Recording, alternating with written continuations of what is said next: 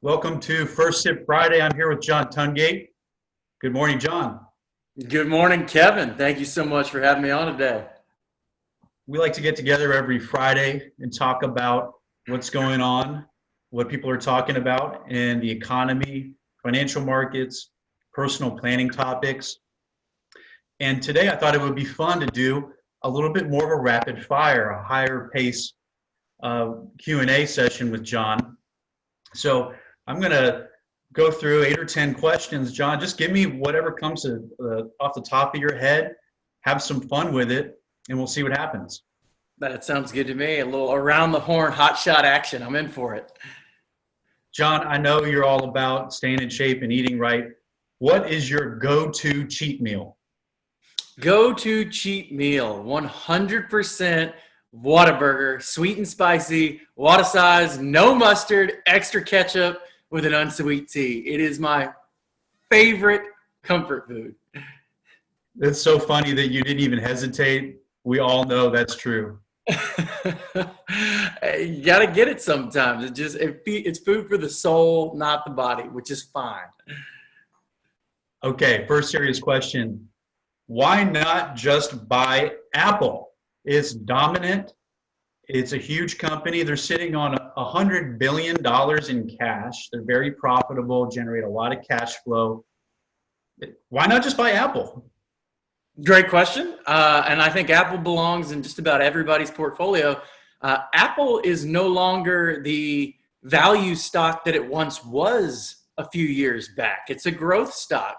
It's very expensive, and it's really difficult to buy something at its peak. And I know every year we keep saying this, well, it's got to come back down. It's got to come back down. When can it not go up any further? But it's really difficult to focus in on something that is so incredibly expensive in its track record. And that is not value investing. Growth has outperformed value over the last decade. We all know this. But historically speaking, that's something that is going to be very difficult to continue. Okay, then why not just buy the S&P 500? Well, I think the S&P 500 is another interesting story. It has certainly outperformed international markets over the past decade. Historically speaking, I think that is another one of the same cases where it's not going to continue in that way. In fact, depending upon who you're talking to at the big banks and analysts, they would project over the next 10 years that the S&P 500 is going to lag the international markets, which I think would make a case for not pause. You should own the S&P 500, but you shouldn't be all that you're owning. I think that's the best way to put it. What is the best Texas weekend getaway on the cheap? I grew up going to Mustang Island, Port Aransas. It's about 3.5 hours from Austin or Houston, depending on where you're coming from. From Dallas, sorry guys, it's a little further drive. You can drive on the beach. You can bring your own grilling and camping equipment. You can have a fire out there, roast some marshmallows with the kiddos. It's a really good time.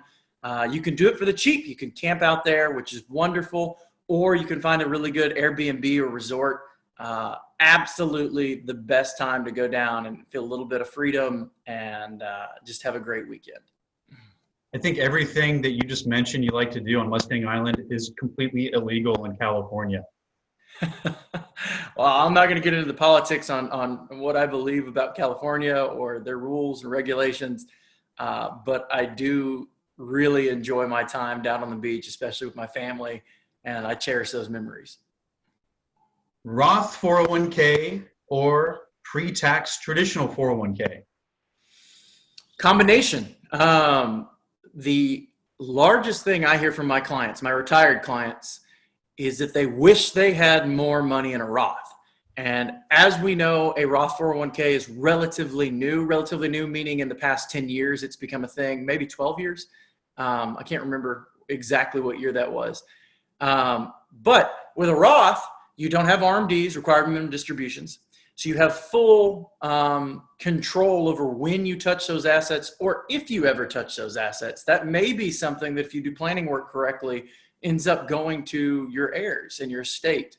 A 401k, though, can also be powerful. We're in a high tax bracket. It's important to knock those things down, have the extra dollars in our pocket, go on the vacation, do the things that we want to be doing.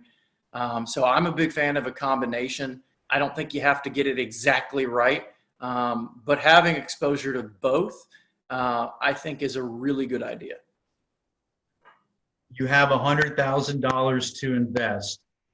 Do you put it all in the market right now, lump sum, or do you ease it into the market over time? Absolutely, you ease it in over time.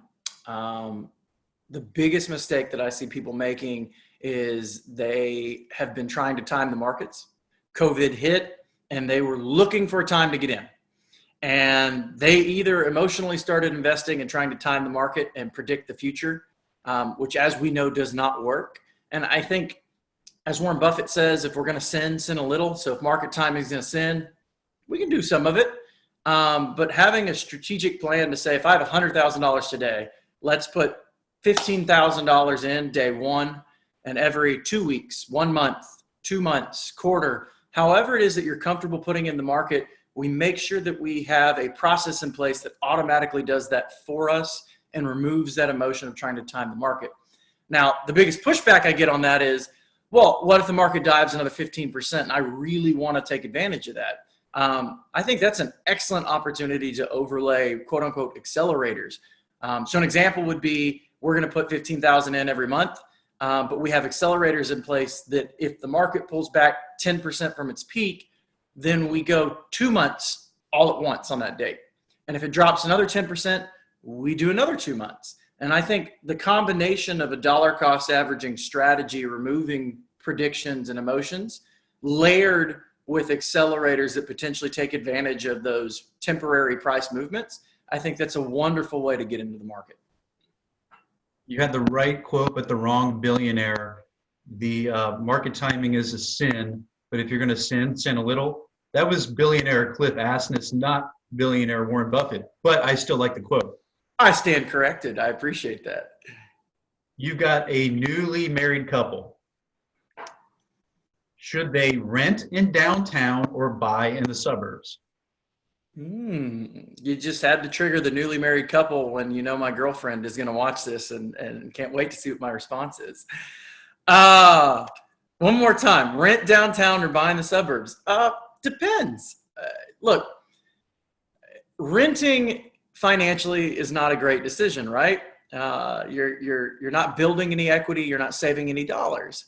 That being said, if you're a newly married couple, you don't have any kids, and you're looking to live a certain lifestyle, then I think you should appreciate that, and you should embrace the stage of your life that you're in. There's a time and place and different flavor for just about everything, and people enjoy that. I personally live downtown and I'm renting right now. Financially, not the best move, but I enjoy my life, and I understand that, I'm only going to be in this situation without kids for a very limited period of time. And so I'm going to live it up while I can and have a great time. That being said, I'm constantly on the lookout for properties in areas that I really want to move into, especially over the next year or two. And I think it makes a lot of sense to keep your eye open for any good deals in places that you want to build a family or a life in. Do aliens exist? Ooh.